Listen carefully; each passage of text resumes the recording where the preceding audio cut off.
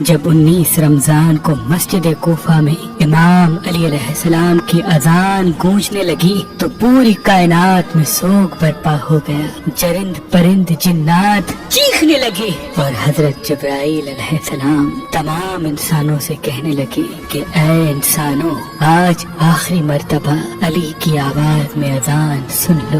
مولا علی علیہ السلام اذان دے کے مصلی عبادت پہ آئے. اللہ کی عبادت کر رہے تھے. جیسے ہی آپ نے سجدہ کیا تو عبد الرحمن ابن ملجم زہر سے ڈوبی ہوئی تلوار امام علی علیہ السلام کے سر پہ دے مارتا ہے. بس مسجد کوفہ میں قیامت برپا ہو گئی.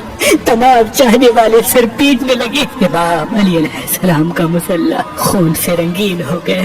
آپ کے سر کا خون آپ کے چہرے اور داڑھی پہ آ لگا. کچھ چاہنے والے اس ملعون کو ڈھونڈنے لگے جس نے مولا علی کو ضرب ماری تو کچھ مولا علی علیہ السلام کے سر کا خون صاف کرنے لگے. اتنی دیر میں امام علی علیہ السلام نے فرمایا، اے حسن، یہ نماز فجر کا وقت ہے، پہلے نماز مکمل کرواؤ، اس کے بعد مجھے دیکھنا. امام حسن علیہ السلام نے نماز پڑھائی اور مسجد میں موجود تمام مسلمانوں نے نماز پڑھی. جیسے ہی نماز ختم ہوئی تو عبد الرحمن ابن ملجم جس نے مولا علی علیہ السلام کے سر پہ وار کیا تھا اس کو پکڑ کے امام کی خدمت میں لایا گیا اور کچھ جانے والے شہد کا شربت بنا کے پاس لے کے آئے. جیسے ہی امام علی علیہ السلام نے اپنے قاتل کے چہرے پہ خوف دیکھا تو اپنے چاہنے والوں سے فرمانے لگے کہ اس شربت کی مجھے نہیں بلکہ میرے قاتل کو ضرورت ہے.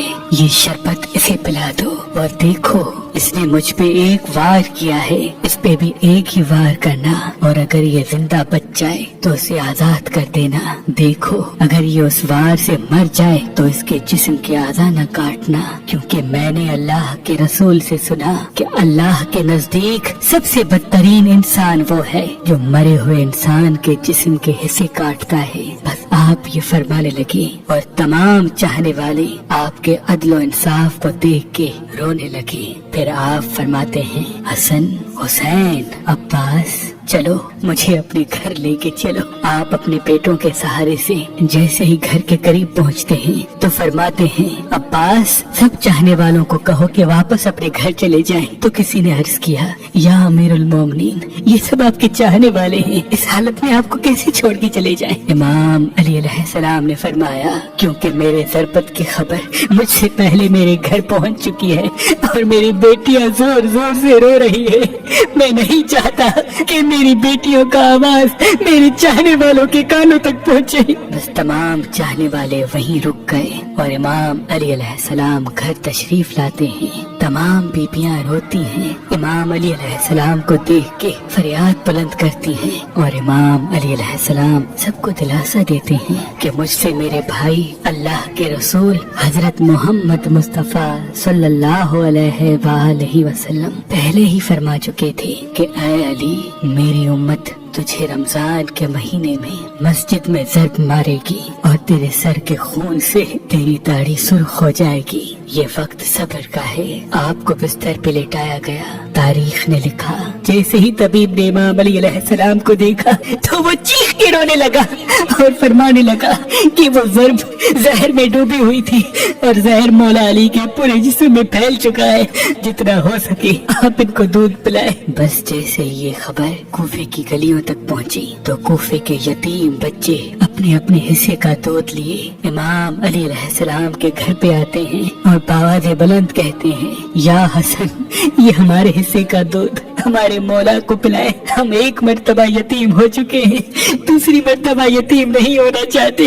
امام علی علیہ السلام بستر شہادت پہ بھی مسلسل اللہ کا ذکر کرتے رہے. بس جیسے ہی 19 کا دن ختم ہوا، 20 رمضان کی رات آئی. آپ فرمانے لگے کہ اب میرے حجرے میں کوئی بھی نہ آئے کیونکہ پوری دنیا کے جنات و فرشتے مجھ سے ملنے آ رہے ہیں. اور پھر جیسے ہی 20 رمضان کا سورج طلوع ہوا تو آپ امام حسن سے فرمانے لگے، اے حسن، جاؤ میرے تمام چاہنے والوں سے کہو کہ اپنے امام کا آخری دیدار کر لیں. آپ کے عقیدت مند قطار بنا کے جیسے ہی آپ کی زیارت کے لیے گھر میں داخل ہوئے تو دیکھا کہ زہر پھیلنے کی وجہ سے آپ کا چہرہ پورا زرد ہو چکا ہے. سب چیخ کے رونے لگے.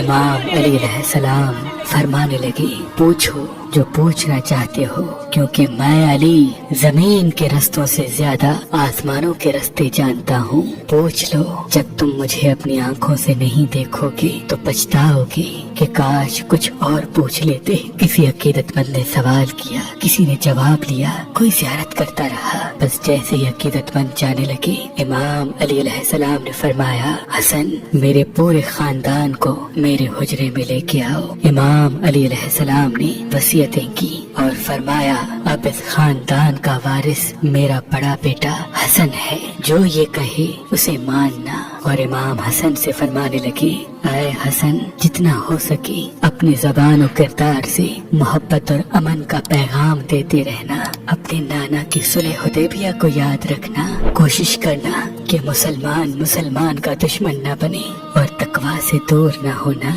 अगर दुनिया तुम्हारे करीब आए भी तब भी इससे दिल न लगाना। दुनियावी चीज न मिलने पर कभी अफसोस न करना।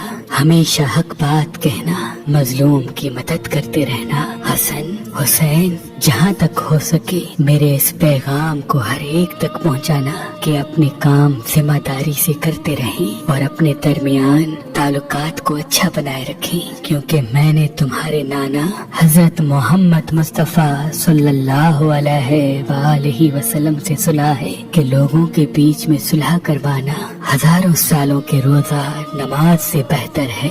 और यतीमों के बारे में अल्लाह से डरते रहना कि कभी वो भूखे न रहें, और पड़ोस में रहने वालों का ख्याल रखना, क्योंकि अल्लाह के रसूल पड़ोसियों के बारे में बार बार इतनी नसीहत करते कि लोग समझने लगते कि शायद अल्लाह के महबूब उनको हमारा वारिस भी बनाने वाले हैं। और कुरान को समझने और उस पे अमल करने में देर न करना। ऐसा न हो कि दूसरे कुरान को समझ के तुम पे हुकूमत करने लगे। नमाज के बारे में अल्लाह से डरते रहना, क्योंकि वो तुम्हारे दीन का सतून है। और अल्लाह के घर की हिफाजत करना, क्योंकि वो तुम्हारी पहचान है। अल्लाह से डरो, अपनी जान, माल और ज़बान के बारे में न किसी का माल गस्ब करो, न किसी को हाथों और ज़बान से तकलीफ दो। एक दूसरे की मदद करते रहना। और खबरदार, सब मुसलमान एक दूसरे से जुड़ के जीना, वरना तुम पे वो लोग मुसल्लत हो जाएंगे। अगर तुम फरियाद भी करोगे तब भी तुम्हारी आवाज सुनने वाला कोई न रहेगा। और सारे अब्दुल मुत्तलिब के बेटों को खबरदार कर दो कि अगर इस ज़र्ब से मेरी शहादत हो जाए तो मेरे कातिल को भी सिर्फ एक ही ज़र्ब मारना। अगर वो बच जाए तो उसे आजाद कर देना। अगर वो मर जाए तो उसके जिस्म की बेहुरमती न करना, उसके जिस्म के हिस्से न काटना, क्योंकि मैंने अल्लाह के रसूल से सुना कि जमीन का बदतरीन अमल ये है कि किसी मरे हुए के आज़ाए जिस्म काटे जाएं, चाहे वो पागल कुत्ता ही क्यों न हो। हसन, मेरे जनाजे में किसी को शरीक न करना।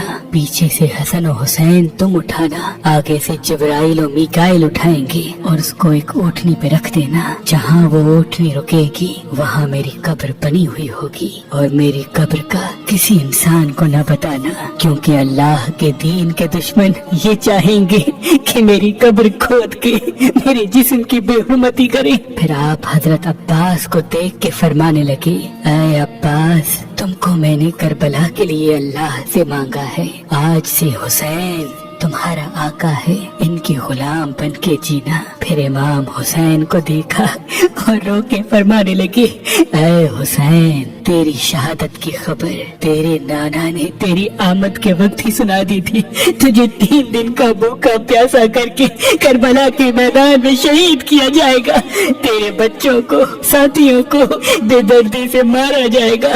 हुसैन, तेरी शहादत के बाद मेरी बेटियों को, तेरी बहनों को रस्सियों में कैद करके इसी कूफा और शाम में फिराया जाएगा। हुसैन, अल्लाह के दीन के लिए सब्र करना, और जब वक्त आखिर आए तो अपनी बहनों और बेटियों से नसीहत करना कि इस्लाम के लिए सब्र करते रहें और कदम कदम पे ये गवाही देते रहें कि अल्लाह के सिवा कोई इबादत के लायक नहीं। और उनका नाना हजरत मोहम्मद मुस्तफ़ा सल्लल्लाहु अलैहि वसल्लम अल्लाह के रसूल हैं। बस इतनी देर में आप फरमाने लगे, सलाम या रसूल अल्लाह, सारा खानदान चीख के रोने लगा और कहने लगा, है हमारे मौला, क्या हमारे दरमियान अल्लाह के रसूल मौजूद हैं? इमाम अली अलैहिस्सलाम ने मुस्कुरा के फरमाया, हाँ, अल्लाह के महबूब और तुम्हारी माँ फातिमा ज़हरा सलाम अलैहा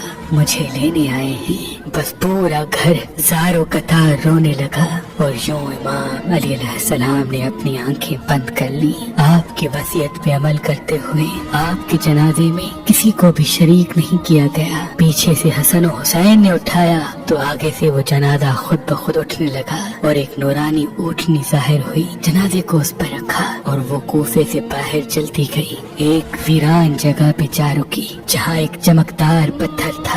जैसे ही इमाम हसन हुसैन ने उस पत्थर को हटाया तो उस पत्थर के नीचे एक कब्र बनी हुई थी और उस पे लिखा हुआ था कि ये कब्र अल्लाह के नबी नूह नजीउल्लाह ने बनाई है, अल्लाह के वली अली इब्ने अबी तालिब अलैहिस्सलाम के लिए।